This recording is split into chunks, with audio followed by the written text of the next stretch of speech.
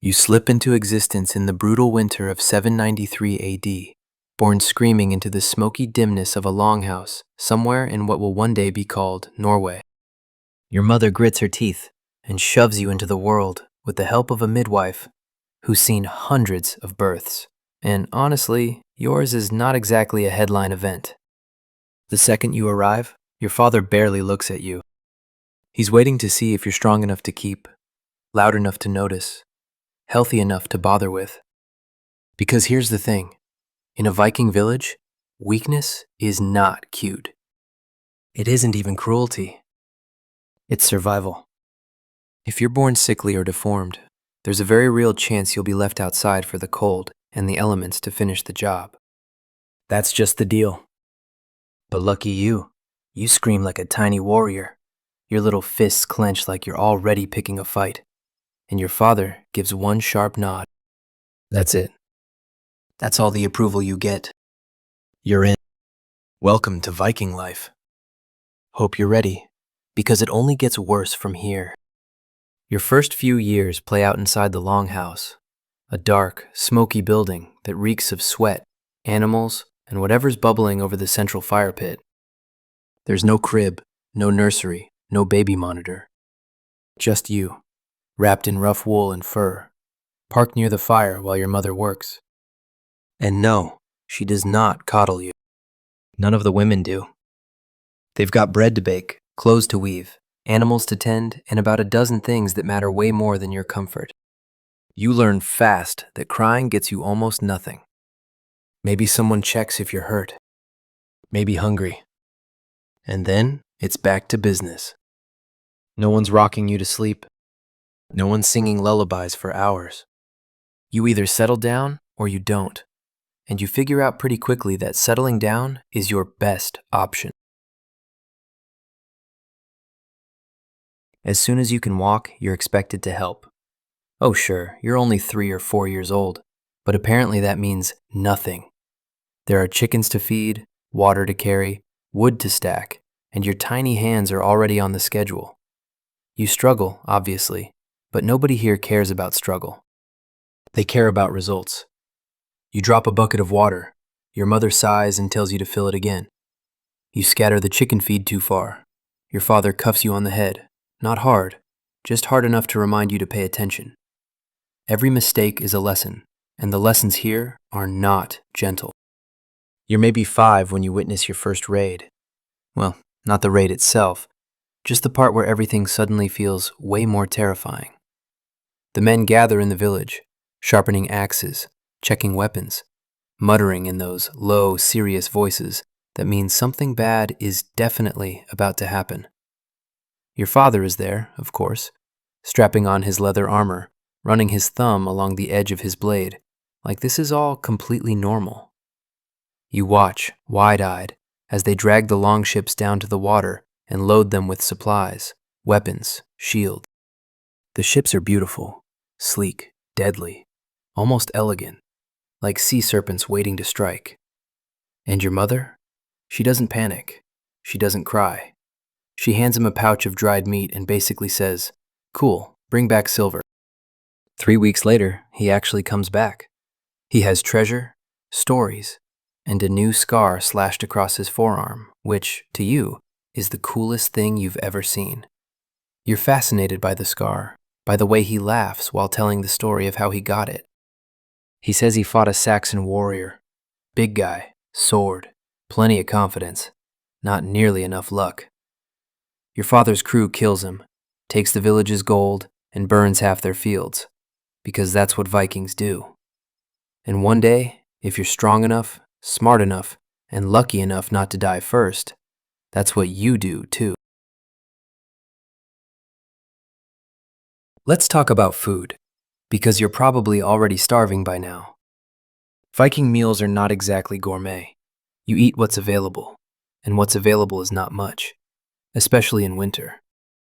There's porridge made from barley or oats, sometimes with a bit of honey if you're lucky. There's bread, hard and dense enough to break your teeth if you're not careful.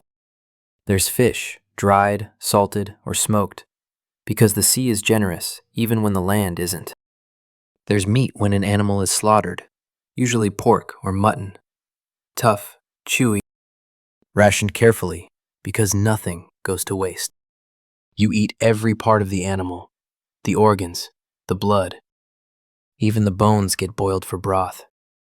And if you turn your nose up at any of it, you go hungry. Simple as that. Winter is the worst. During the long, dark months, when the snow piles up outside and the days are barely a few hours long, food runs low. Everyone's hungry. Everyone's cold. Everyone's irritable. You huddle near the fire with your siblings and the other kids, trying to stay warm. The longhouse is crowded with people and animals, all packed together for warmth, and it smells terrible. Unwashed bodies, wet wool, animal dung, smoke that never quite leaves your lungs. But you get used to it. You have to. You're 7 now, maybe 8, and that means childhood is basically over. If you're a boy, it's time to learn real skills. Weapons first. Your father hands you a wooden sword, which is really just a stick with ambition, and tells you to swing. You do. Badly. Your arms aren't strong enough, your grip is wrong, your stance is a mess, and he fixes all of that with a mix of sharp words and a few very educational whacks from his own practice sword. You learn to block, to dodge, to strike. You train for hours until your arms ache and your hands blister, and then you keep going, because weakness gets you killed. If you're a girl, don't start celebrating. You're not getting off easy. You're learning too. How to weave, how to sew, how to cook, how to preserve food, how to run a household. Because when the men are off raiding, trading, or stabbing strangers for business reasons, somebody has to keep everything running, and that somebody is you. You learn to spin wool into thread, work a loom, and turn raw ingredients into meals that keep your family alive through winter. You learn to brew ale, because the water can be sketchy. You learn to make cheese, smoke fish, and cure meat. These are not cute little hobbies. These are survival skills, and you'd better master every single one. But here's the part people forget. Viking women are not helpless. They're tough, resourceful, and sometimes just as dangerous as the men. There are stories of shield maidens, women who fight beside the men, raid beside the men, kill beside the men, and earn respect the same way everyone else does, through skill and courage. Maybe that's you.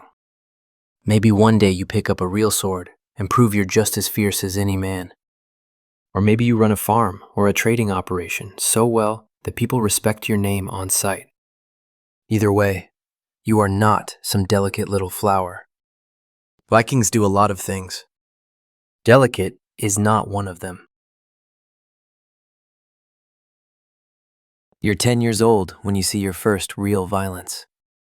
Not practice fighting. Not stories. Actual blood. Actual death.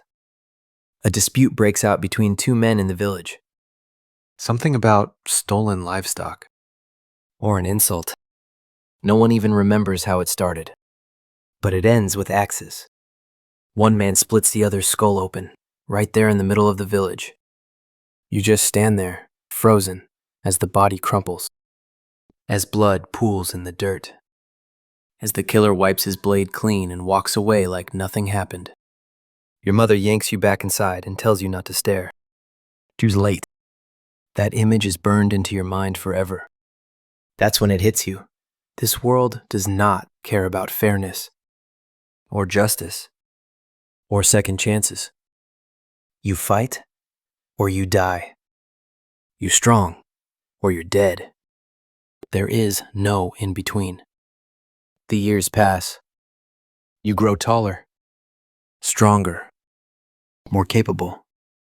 Now you're a teenager, which means by Viking standards, you're basically an adult. Childhood is over. Time to prove yourself.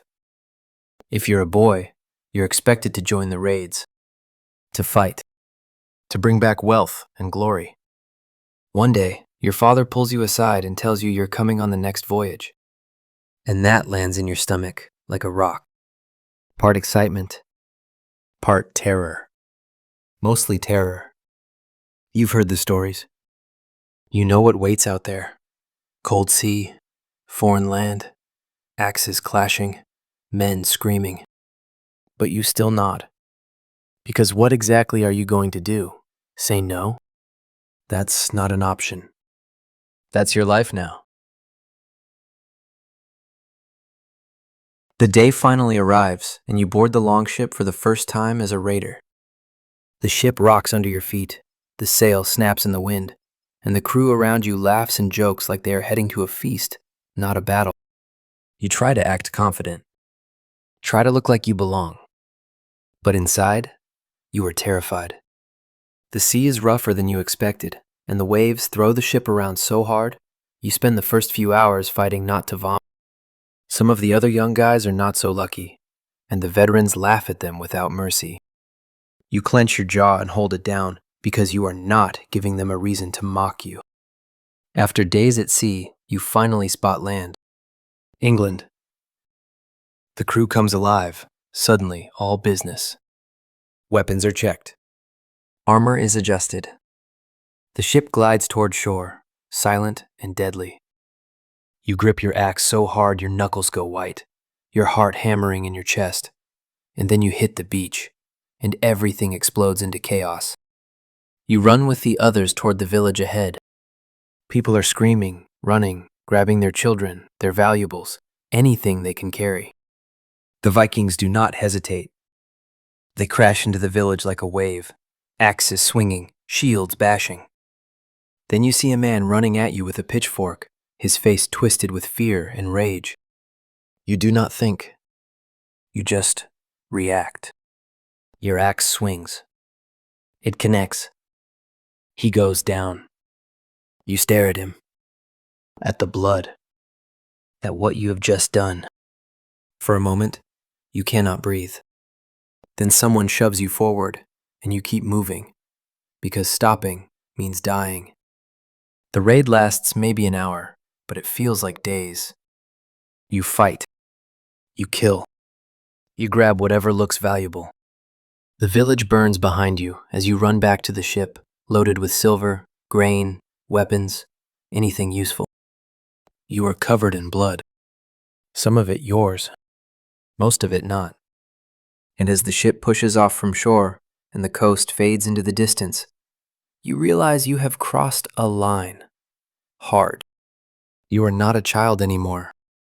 You are a Viking raider, a warrior, and there is no going back. But let's say you survive the raid. You make it home with your share of the plunder. Your father claps you on the back, proud. The village looks at you differently now, with new respect. You've proven yourself. You're one of them. Don't get comfortable though, because Viking life does not slow down. There's always another raid, another enemy, another challenge. You're in your late teens now, and it's time to think about the future. That means marriage. Vikings marry young, because life is short, and you need to start your own family, build your own household. Your parents arrange a match with a girl from a neighboring village, or maybe a family in your own. You meet her once before the wedding. She's not ugly, but she's not a beauty either. Not that it matters. This is not about love. It's about alliance. About combining resources. About producing the next generation. You get married in a simple ceremony. No church. No priest. Just vows exchanged in front of witnesses, and a feast afterward, with as much food and ale as the families can afford. Your new wife moves into your household, or you move into hers, depending on the arrangement. And now you're responsible for each other. You have to work together to survive, to build a farm or a trade business, to raise children who will hopefully live long enough to do the same. It's hard work. Constant work. The kind that breaks your back and wears you down. But that's life. Let's talk about hygiene for a second, because you're probably wondering how bad it really smells. Spoiler alert, it's bad. Vikings bathe more than a lot of other medieval cultures, sure. They've got saunas, and they wash in rivers and lakes when the weather allows. But daily showers are not a thing. Soap exists, but it's rough and harsh on the skin. You wear the same clothes for days or weeks until they're stiff with sweat and dirt. Your hair gets matted. Your teeth rot from lack of care. And everyone just accepts it, because what choice do they have? You get used to the smell, the itchiness, the general grime. It is just part of life. Disease is everywhere, and medicine is, well, let's just say it's not great. You get a cut, it gets infected, and you might lose the limb or your life. You catch a fever, and you either sweat it out or you die. Childbirth kills women regularly. Infections, wounds, illnesses that would be minor today are death sentences back then. The village has a healer, someone who knows herbs and charms and old remedies. Some of it works. Most of it doesn't. You pray to the gods. You make offerings. You hope for the best, and you prepare for the worst. Speaking of gods, let's talk about religion. Vikings worship a whole pantheon: Odin, Thor, Freya, Loki, and many others. You make sacrifices at temples or sacred groves. Animals, mostly. Sometimes prisoners from raids. You pray for good harvests, safe voyages, victory in battle. The gods are fickle, though.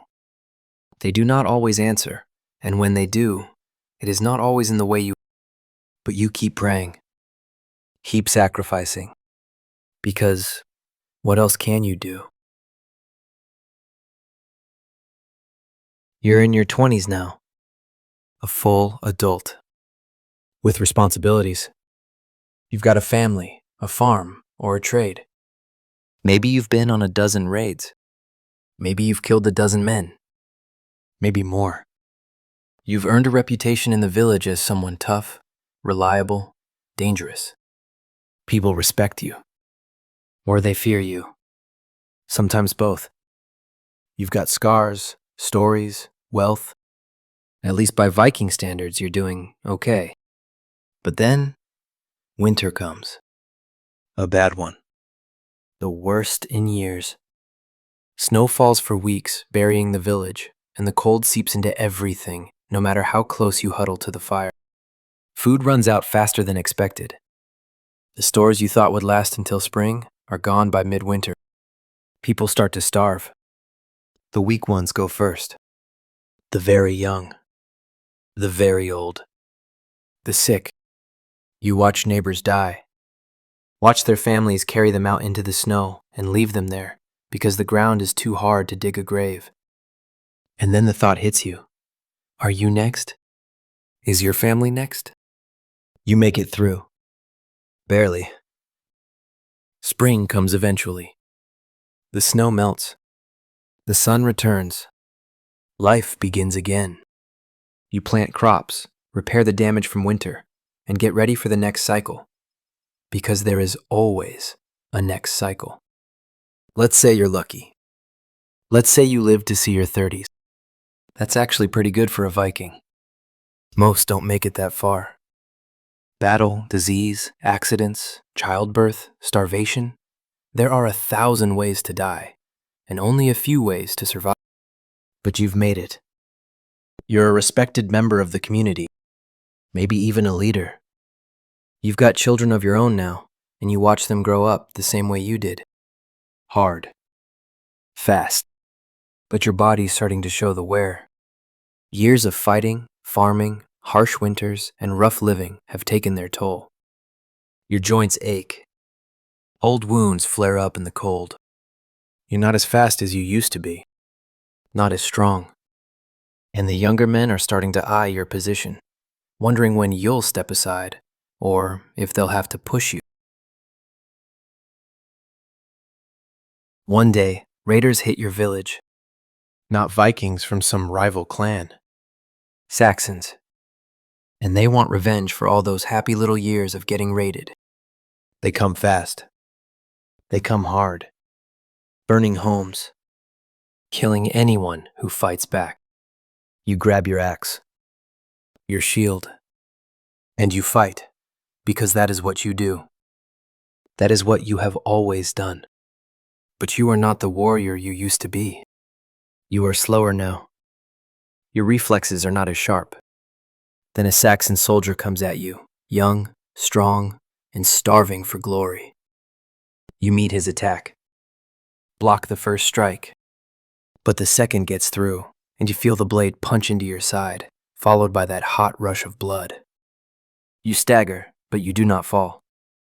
Not yet. You swing your axe, catch him in the shoulder, and he drops, screaming. Then you stumble away, looking for cover, your vision going blurry, the pain spreading fast. But you keep moving, because stopping means dying. You have known that your whole life. You make it back to your longhouse and collapse inside. Your wife sees the wound, sees the blood, and she knows. She does not cry. She does not panic. She is a Viking woman. She has seen this before. She tries to stop the bleeding, tries to clean the wound. But both of you know it is bad. The healer comes and does what she can, but within days the infection sets in, and now you are burning with fever, drifting in and out of consciousness. You think about your life. The raids. The battles. The winters you survived. The children you raised. It was not easy. It was not long, at least not by modern standards. But it was yours. You lived it on your terms. Fought hard. Worked hard. Earned your place. And as the fever takes hold, as the darkness starts creeping in, you think, maybe that is enough. Maybe that is all anyone gets to ask for. You die in your longhouse, surrounded by family, just like you were born. They burn your body on a pyre, send you off to the afterlife with your weapons and whatever wealth you managed to scrape together. Maybe you feast in Valhalla with the warriors. Maybe you end up somewhere else. Does not really matter now. You are gone. Your children carry on. They face the same winters, the same raids, the same battles. They survive, or they do not. The village keeps going with or without you, because that is how it works in a Viking village. No one is irreplaceable. Everyone is expendable. You are born. You fight. You work. You die. And the world just keeps turning. So, would you last a week in a Viking village? Honestly, probably not. And that's fine. Most people wouldn't. The cold breaks you first. Then the hunger. Then the violence. Then the non-stop grind of staying alive one more day. Vikings are not superhuman. They're just people hammered into shape by one of the harshest worlds imaginable. They don't get to be soft. They don't get to opt out. They have to be tough, ruthless, relentless, or they die. You, meanwhile, get heating. Grocery stores. Medicine. Laws. You do not go to sleep wondering if raiders torch your home by sunrise. You do not pray a fever doesn't wipe out your family. That's not weakness, that's progress. But yes, it also means you're soft in ways a Viking can never afford to be. Could you swing an axe for hours, then use it on a person? Could you watch your kids go hungry and have no fix for it? Could you sleep in a smoky longhouse packed with 30 people, no privacy, no peace, no escape? Could you live on porridge, dried fish, and stale bread? Bathe once a week if you're lucky?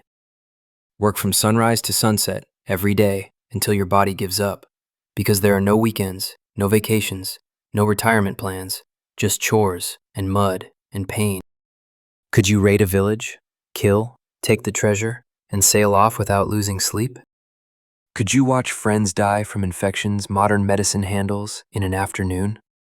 Could you live knowing one bad winter, one bad raid, one bad drink of water ends the whole story?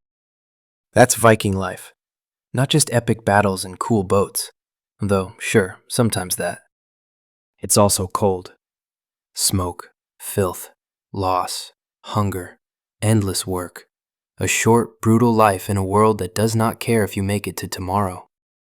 And still, they build something unforgettable. The Viking Age runs from roughly 793 to 1066 AD.